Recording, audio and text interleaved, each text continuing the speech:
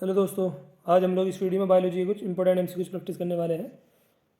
काफ़ी important video होने वाली है। जो भी स्टूडेंट नीट 2025 की तैयारी कर रहे हैं उन सभी के लिए वीडियो काफ़ी इंपॉर्टेंट होने वाला है।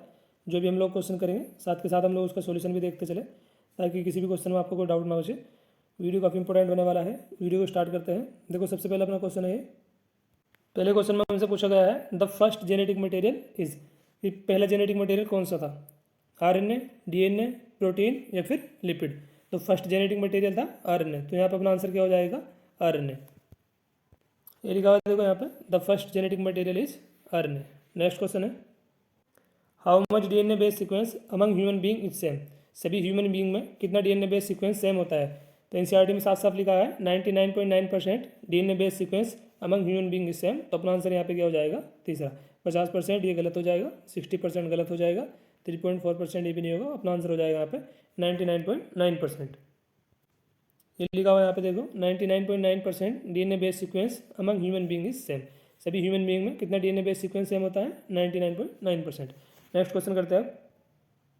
नेक्स्ट क्वेश्चन में हमसे पूछा गया है, Taylor and colleague in 1958 experiment on which plant for providing that replication is semi conservative? Taylor ने और उनके कलीग्स ने 1958 में किस प्लांट पे एक्सपेरिमेंट करके ये बताया था कि डीएनए सेमी कंजर्वेटिवली रेप्लिकेट करता है? पी पे? तो ये आंसर नहीं होगा। विसिया फावा ये आंसर है। टेलर ने और उनके कलीग ने 1958 में कौन से प्लांट पे एक्सपेरिमेंट करा था? विसिया फावा, फावा बीन्स पर। और उन्होंने प्रूव करा था कि डीएनए क्रोमोजोम में सेमी कंजर्वेटिवली रेप्लिकेट करता है यूकेरियोट्स में। तो अपना आंसर हो जाएगा यहाँ पे विसिया फावा। चाइना रोज हो जाएगा गलत, और ये भी नहीं होने। तो अपना आंसर हो जाएगा यहाँ पे सेकंड। ये लिखा हुआ है इसके सॉल्यूशन में, यहाँ पे टेलर ने वर्क करा था विसिया फावा, फावा बीन्स पर 1958 में, और उन्होंने बताया था कि क्रोमोजोम में डीएनए सेमी कंजर्वेटिवली रेप्लिकेट करता है। नेक्स्ट क्वेश्चन है अपना, यहाँ पर हमको बताना है एडेनिन और थाइमिन के बीच कितना हाइड्रोजन बॉन्ड होते हैं, और साइटोसिन गुआनोसिन के बीच में कितने नंबर ऑफ हाइड्रोजन बॉन्ड होते हैं। इन डीएनए मॉलिक्यूल एडेनिन और थाइमिन के बीच में होता है डबल बॉन्ड, एंड गुआनोसिन और साइटोसिन के बीच में होता है ट्रिपल बॉन्ड। तो ऐसा ऑप्शन देखो कौन सा दे रखा है। यहाँ पे दे रखा है, देखो एडेनिन थाइमिन में 2 हाइड्रोजन बॉन्ड और साइटोसिन गुआनोसिन में 3। तो आंसर तो अपने ये हो जाएगा। यहाँ पे देखो एडेनिन गुआनिन में दे रखा, गुआनिन नहीं, यहाँ पाएगा थाइमिन, और यहाँ भी सी टी कर दिया तो ये भी गलत हो जाएगा। यहाँ पे दे रखा है एडेनिन यूरेसिन, गलत हो जाएगा। थाइमिन साइटोसिन, ये भी गलत हो जाएगा। यहाँ सिंगल बॉन्ड दे रखा है और साइटोसिन गुआनोसिन के बीच में ट्रिपल बॉन्ड तो सही दे रखा था, लेकिन यहाँ पे एडेनिन गुआनिन दे दिया तो ये भी गलत हो जाएगा। तो अपना आंसर क्या हो जाएगा यहाँ पे? पहला। इन डीएनए मॉलिक्यूल एडेनिन और थाइमिन के बीच में 2 हाइड्रोजन बॉन्ड, साइटोसिन गुआनोसिन के बीच में 3 हाइड्रोजन बॉन्ड। आंसर हो जाएगा पहला। ये लिखा हुआ देखो इसके सॉल्यूशन में, एडेनिन और थाइमिन के बीच में between adenine and thymine 2 hydrogen bond present होता है, between guanosine and cytosine 3 hydrogen bond present होता है। अगला क्वेश्चन करते हैं। क्वेश्चन है ना अगला, which one of the following is odd? अब मैं एक ओड को बताना है, ऑप्शन ABCD में से कौन सा इनमें एक ओड है। देखो, एक्सियल, टोल और इन्फ्लेटेड, ये सारे के सारे दे रखे हैं ट्रेट, डोमिनेंट ट्रेट, लेकिन पोड कलर ये करेक्टर है, लक्षण है। तो ये ओड है अपना। और हमसे क्वेश्चन में भी यही पूछा गया है, which one of the following is odd? तो ओड कौन सा है यहाँ पे? Pod colour. एक्सियल, टोल और इन्फ्लेटेड, ये तीनों की तीनों है डोमिनेंट ट्रेट। तो ये भी ट्रेट है, ये भी ट्रेट है, ये भी ट्रेट है, ये एक करेक्टर है। तो अपना आंसर हो जाएगा यहाँ पे पोड कलर। ये लिख रखा है देखो यहाँ पे इसके सॉल्यूशन में, डोमिनेंट ट्रेट है सारे के सारे एक्सियल, टोल और इन्फ्लेटेड है, लेकिन जो पोड कलर है ये करेक्टर है। तो अपना आंसर क्या हो जाएगा यहाँ पे? Pod colour. यहाँ पे आंसर क्या हो जाएगा? Pod colour. ये तीनों की तीनों है डोमिनेंट ट्रेट, और ये क्या है? ये करेक्टर को दर्शा रहा है। तो अपना आंसर यहाँ पे पोड कलर हो जाएगा। अगला क्वेश्चन करते हैं। नेक्स्ट क्वेश्चन में हमसे पूछा गया है, if a female is sterile due to rudimentary ovaries? यदि कोई फीमेल स्टेराइल है और उसमें रूडिमेंट्री ओवरीज प्रेजेंट है, तो ये किस सिंड्रोम के कारण होता है? Down syndrome, Turner syndrome, Klinefelter syndrome या फिर ऑल ऑफ द अबव? तो यहाँ पर अपना आंसर हो जाएगा टर्नर सिंड्रोम। यदि कोई फीमेल स्टेराइल है और उसमें रूडिमेंट्री ओवरीज प्रेजेंट है, तो इसमें कौन सा सिंड्रोम देखने को मिलेगा ऐसी फीमेल्स में? Turner syndrome. आंसर हो जाएगा यहाँ पे। ये लिखा हुआ है यहाँ पे, absence of one of the x chromosome in female. यहाँ पे एक एक्स क्रोमोजोम की एब्सेंस होती है टर्नर सिंड्रोम में। Such female are sterile as rudimentary ovaries. Next question में हमसे पूछा गया है, the term linkage was coined by? Term linkage के बारे में किस साइंटिस्ट ने बताया था? मेंडल ने, सटन ने, थॉमस एंड मॉर्गन ने या फिर बोवेरी ने? तो term linkage was coined bye TH Morgan. Answer हो जाएगा यहाँ पे तीसरा। ये लिखा हुआ यहाँ पे, term linkage was coined by Thomas and Morgan. Next question करते हैं। क्वेश्चन में हमसे पूछा गया है, reserpine is a chemical constituent of? Reserpine किस मेडिसिनल प्लांट का एक केमिकल कॉन्स्टिट्यूएंट है? एट्रोपा बेलेडोना का, पाइसम सेटाइवम का, रावोल्फिया वोमिटेरिया का या फिर एडाथोजाइलम कोको का? तो अपना आंसर हो जाएगा यहाँ पे रावोल्फिया वोमिटेरिया। रिजरपाइन एक केमिकल कॉन्स्टिट्यूएंट है मेडिसिनल प्लांट रावोल्फिया वोमिटेरिया का। तो अपना आंसर हो जाएगा यहाँ पे तीसरा।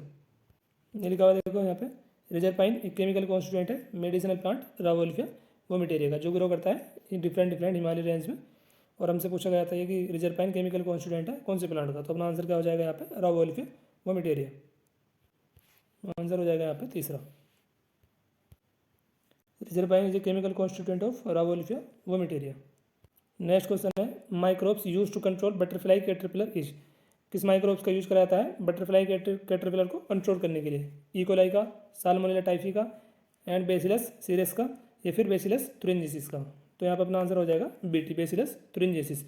बटरफ्लाई कैटरपिलर को कंट्रोल करने के लिए कौन से माइक्रोब यूज में लिए जाते हैं, बेसिलस तुरिंजिसिस, इनको शॉर्ट में लिखा जाता है बीटी। ये लिखा हुआ देखो इसके सॉल्यूशन में, बटरफ्लाई कैटरपिलर को कंट्रोल करने के लिए माइक्रोबियल बायो कंट्रोल एजेंट का यूज होता है। तो यहाँ पे आंसर था अपना बेसिलस तुरिंजिसिस, बीटी। नेक्स्ट क्वेश्चन में हमसे पूछा गया है, स्टैंडिंग क्रॉप क्या है। Agricultural field, inorganic nutrient, mass of living organism, या फिर अमाउंट ऑफ सॉइल। तो अपना आंसर हो जाएगा यहाँ पे mass of living organism. Standing crop is mass of living organism. लिखा हुआ है इसके सॉल्यूशन में यहाँ पे, standing crop is measured as the mass of living organism. Next question में हमसे पूछा गया है, which one of the following absent in citrus. Citrus ये एक जिम्नोस्पर्म का एग्जाम्पल। और हमसे पूछा गया है कि सिट्रस में क्या एब्सेंट होता है। तो फ्लावर और फ्रूट ये सिर्फ प्रेजेंट होता है एंजियोस्पर्मिक प्लांट में। तो बी और डी कौन सा ऑप्शन में दे रखा है ये देख लो, पहले में दे रखा है। तो अपना आंसर हो जाएगा इसमें पहला, which one of the following are absent in citrus. तो फ्लावर, फ्रूट, बी और डी। न्यूक्लियस प्रेजेंट होता है सिट्रस में, एंड ओव्यूल भी, फ्रूट और फ्लावर ये होता है एंजियोस्पर्म में प्रेजेंट। तो बी डी कौन सा ऑप्शन में दे रखा था पहले में। तो अपना आंसर हो जाएगा यहाँ पे पहला।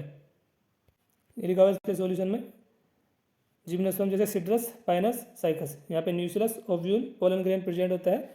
लेकिन यहाँ पे बात करें फ्रूट की और फ्लावर की, तो ये देखने को मिलता है सिर्फ एंजियोस्पर्म में। ये हमसे पूछा था कि जिम्नोस्पर्म सिट्रस में क्या एब्सेंट होता है। तो फ्रूट और फ्लावर एब्सेंट है। तो अपना आंसर हो जाएगा बी डी, पहले में दे रखा था। तो अपना आंसर वहाँ पे पहला हो जाएगा। अगला क्वेश्चन करते हैं हम लोग। नेक्स्ट क्वेश्चन में हमसे पूछा गया है, the plant of wheat are belong to. जो वीट प्लांट है ये बिलोंग करता है फैमिली पोएसी को। तो ये बिल्कुल सही दे रखा है। ऑर्डर पोएलस को बिलोंग करता है, ये भी सही दे रखा है। तो अपना आंसर हो जाएगा यहाँ पे बोथ 1 and 2। लेकिन यहाँ पे दे रखा है क्लास डाइकोटिलिडन, डाई नहीं आएगा, यहाँ पे आएगा क्लास मोनोकोटिलिडन। तो अपना आंसर क्या हो जाएगा यहाँ पे तीसरा। फैमिली पोएसी है, ऑर्डर पोएल्स है, बोथ 1 and 2 अपना आंसर हो जाएगा। ऑप्शन 4 में हमको दे रखा था क्लास डाइकोटिलिडन, डाइकोटिलिडन नहीं आएगा, यहाँ पे आएगा मोनोकोटिलिडन। ये टेबल दे रखी है हमको चैप्टर लिविंग वर्ड में, तो वहाँ से क्वेश्चन बनाया गया है। ये टेबल दे रखी है हमको चैप्टर लिविंग वर्ड में, यहाँ पे हमको बता रखा है ऑर्गेनिज्म और उनकी टेक्सोनोमिक कैटेगरीज के बारे में। और यहाँ पे हमसे क्वेश्चन में पूछा गया था कि वीट की फैमिली क्या है, पोएसी है, और ऑर्डर पोएल्स है, क्लास है मोनोकोटिलिडन। क्लास दे रखा था यहाँ पे डाइकोटिलिडन, तो डाइकोटिलिडन वैसे ही गलत हो जाएगा, बोथ 1 and 2 अपना आंसर हो जाएगा। लेकिन ये टेबल काफ़ी इंपॉर्टेंट है, इसको देखते हैं एक बार। यहाँ से कई बार क्वेश्चन पूछा जा चुका है आपके नीट के एग्जाम में। देखो यहाँ पे कॉमन नेम दे रखा है, इधर दे रखा है बायोलॉजी का नेम, और इधर दे रखा है टेक्सोनोमिक कैटेगरीज को। मैन का बायोलॉजिकल नेम है होमो सेपियंस, होमो है जीनस, सेपियंस है स्पीसीज, फैमिली है मैन की होमिनिडी, ऑर्डर है प्राइमेटा, क्लास है मेमेलिया, और फाइलम या डिवीजन की बात करें तो ये है कोर्डेटा। ऐसी बात करें हाउस फ्लाई की, तो हाउस फ्लाई का बायोलॉजिकल नेम क्या है, मस्का डोमेस्टिका, जीनस है मस्का, और स्पीसीज है डोमेस्टिका। बात करें फैमिली की, तो फैमिली है मस्किडी, ऑर्डर है डिप्टेरा, क्लास है इंसेक्टा, और फाइलम की बात करें तो ये है आर्थ्रोपोडा। यहाँ से क्वेश्चन पूछा गया है, अभी हम लोग देखेंगे किस टाइप का क्वेश्चन पूछा गया था। मैंगो का बायोलॉजिकल नेम है मेंजिफेरा इंडिका, जीनस है मेंजिफेरा, इंडिका है स्पीसीज, फैमिली है एनाकार्डियेसी, ऑर्डर है सेपिंडेरस, क्लास है डाइकोटिलिडन, फाइलम की बात करें तो ये है एंजियोस्पर्म।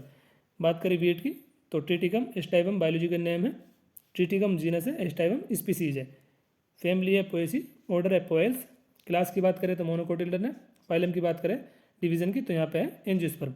वीट से देखो अभी हम लोगों ने क्वेश्चन देखा था किस टाइप का यहाँ से क्वेश्चन बन सकता है।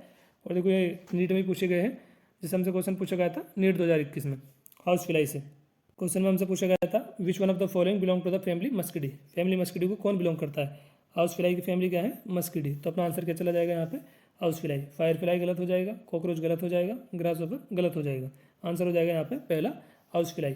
ये है यहाँ पे देखो हाउस फ्लाई की फैमिली है मस्किडी। यही हमसे पूछ रहा है question, which one of the following belong to the family Muscidae, और नीट 2021 में पूछा गया है। तो अपना आंसर हो जाएगा हाउस फ्लाई। नेक्स्ट क्वेश्चन है, देखो ये मैचिंग वाला क्वेश्चन है। हमसे पूछा गया है कॉलम 1 कॉलम 2 को मैच करके बताना है ABCD में से क्या आंसर होगा। Match column 1 with column 2 for house fly classification, select the correct option using given code below. तो यहाँ पे हाउस फ्लाई की क्लासिफिकेशन को बता रखा है और हमको मैच करना है ABCD में क्या होगा। तो हमने देखा अभी फैमिली क्या है, मस्किडी। एक का तीसरा कौन कौन सा ऑप्शन में दे रखा है, या तो ऑप्शन ए में है या बी में है। यहाँ पे दे रखा है फोर्थ, यहाँ भी फोर्थ, तो C और D को एलिमिनेट कर दो, ये आंसर तो होंगे नहीं। फैमिली है मस्किडी, ऑर्डर है डिप्टेरा। बी का पहला यहाँ दे रखा है, यहाँ पे दे रखा है दूसरा, तो बी को भी खलास करो तो अपना आंसर यहाँ पे क्या हो जाएगा, पहला। और देखो यहाँ पे दे रखा है फाइलम आर्थ्रोपोडा। हमने देखा अभी हाउस फ्लाई का जो फाइलम है ये बिलोंग करते हैं फाइलम आर्थ्रोपोडा को। जितने भी इंसेक्ट है सारे के सारे बिलोंग करते हैं फाइलम आर्थ्रोपोडा को। हाउस फ्लाई भी एक इंसेक्ट है और फाइलम आर्थ्रोपोडा। डी का दूसरा किसी और ऑप्शन में दे भी नहीं रखा था, यहाँ पे पहला दे रखा है, यहाँ पे पहला, यहाँ पे तीसरा, तीनों गलत हो जाएंगे। मैचिंग वाले क्वेश्चन में अगर आपको पता है कि यहाँ पे एक मुझे पक्का पता है और वो मैच भी कर रहा है, बाकी किसी ऑप्शन में दे नहीं रखा, जैसे यहाँ आपको पता है कि फाइलम आर्थ्रोपोडा है, डी का दूसरा किसी और ऑप्शन में है भी नहीं, इसी में है, तो फिर आप लोग इसको आंसर क्लिक करके आगे बढ़ सकते हो। इस टाइप के क्वेश्चन में जनरली एक से अगर मैच हो रहा है तो अपना एक से मैच करके नेक्स्ट क्वेश्चन की तरफ आप लोग जा सकते हो। तो हम लोग क्वेश्चन कर रहे थे ये, the plant of wheat are belong to family Poaceae, order Poales. Answer हो जाएगा both 1 and 2। Class dicotyledon monocotyledon होएगा। नेक्स्ट क्वेश्चन करता है हम लोग, suberin layer is found in. Suberin layer जो है ये कहाँ पे पाई जाती है, कंजक्टिव टिश्यू में, पेरिसाइकल में, हाइपोडर्मिस में, एंडोडर्मिस में। आंसर हो जाएगा यहाँ पे एंडोडर्मिस। लिखा है यहाँ पे suberin is present in endodermis. Next question में हमसे पूछा गया है, very significant contribution of meiosis is cell repair. Cell repairment meiosis का काम नहीं, माइटोसिस का काम होता है, तो यहाँ पे म्योसिस नहीं माइटोसिस आएगा। तो स्टेटमेंट 1 ये दे रखी है हमको गलत। हमसे पूछा है कि given below are two statement हमको दे रखी है और करेक्ट हमको बताना है कौन सा होगा ऑप्शन ABCD में से। यहाँ पे दे रखा है mitotic division take place in meristematic tissue plant. Plant में पाए जाने वाले मेरिस्टेमेटिक टिश्यू में माइटोटिक डिवीजन होता है क्या, ये स्टेटमेंट दे रखी है सही। और यहाँ पे दे रखा है सेल रिपेयरमेंट काम म्योसिस का होता है, म्योसिस नहीं, यहाँ पाएगा माइटोसिस। तो स्टेटमेंट 1 इनकरेक्ट है, सेकंड है करेक्ट। यहाँ पे दे रखा है दोनों स्टेटमेंट इनकरेक्ट, दोनों इनकरेक्ट नहीं, एक इनकरेक्ट है, ये गलत हो जाएगा। यहाँ पे दे रखा है दोनों स्टेटमेंट 1 करेक्ट नहीं, इनकरेक्ट है। यहाँ पे दे रखा है statement 1 is incorrect but statement second जो है वो करेक्ट है, तो अपना आंसर हो जाएगा यहाँ पे तीसरा। बोथ स्टेटमेंट करेक्ट तो है नहीं, तो अपना आंसर यहाँ पे क्या हो रहा है, तीसरा। पहली तो यहाँ पे गलत दे रखा है स्टेटमेंट इनकरेक्ट और दूसरी वाली दे रखी है करेक्ट, तो आंसर हो जाएगा यहाँ पे तीसरा। इधर रखा है इसके सोल्यूशन में, very significant contribution of mitosis is cell repair. Cell repairment काम है माइटोसिस का, और mitotic division take place in meristematic tissue plant. Plant में पाए जाने वाले मेरिस्टेमेटिक टिश्यू में माइटोसिस होता है, तो अपना आंसर क्या है, स्टेटमेंट फर्स्ट जो है वो इनकरेक्ट दे रखी थी, सेकंड करेक्ट दे रखी थी, तीसरा अपना आंसर हो जाएगा वहाँ पे।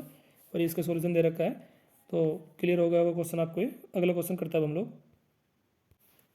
नेक्स्ट क्वेश्चन में हमसे पूछा गया है, इंटरकोस्टल मसल कहाँ पे प्रेजेंट होती है, एब्डोमेन में, थाई में, रिब्स में या फिर डायफ्राम में।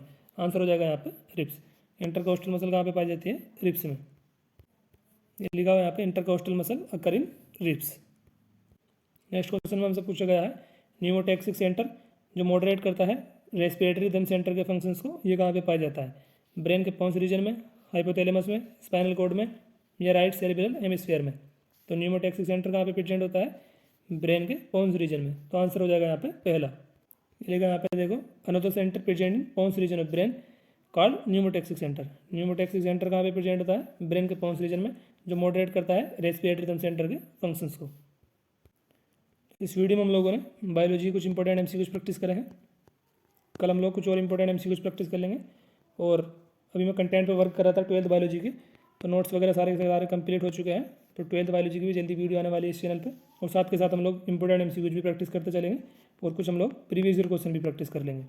तो काफ़ी कुछ आने वाला है इस चैनल में, और ज़्यादा टाइम बचा भी नहीं अभी नीट में। मार्च भी निकल गया है, आधा मार्च, तो अप्रैल बचा है। लगभग 45 से 50 दिन आपके एग्जाम में बचे हैं। तो हम लोगों को बायोलॉजी कंप्लीट भी करनी है एक बार, और उसके साथ साथ कुछ मैं आप लोगों को MCQs भी प्रैक्टिस करा दूँगा अपने चैनल पे। और PDF वगैरह सारी मैं टेलीग्राम पर अपलोड करता रहता हूँ। टेलीग्राम का लिंक मैं डिस्क्रिप्शन में दे दूँगा, तो आप लोग टेलीग्राम को ज्वाइन कर लेना। कल से यहाँ पे कुछ क्वेश्चंस की भी वीडियो मिलेगी इस चैनल पर आपको। और साथ के साथ हम लोग बायोलॉजी के चैप्टर को भी कंप्लीट करते चलेंगे, डे बाय डे 1 चैप्टर हम लोग कंप्लीट कर लिया करेंगे। तो इस वीडियो को हम लोग यहीं पे एंड करते हैं। जल्दी मिलते हैं कल अगली वीडियो में। थैंक यू दोस्तों।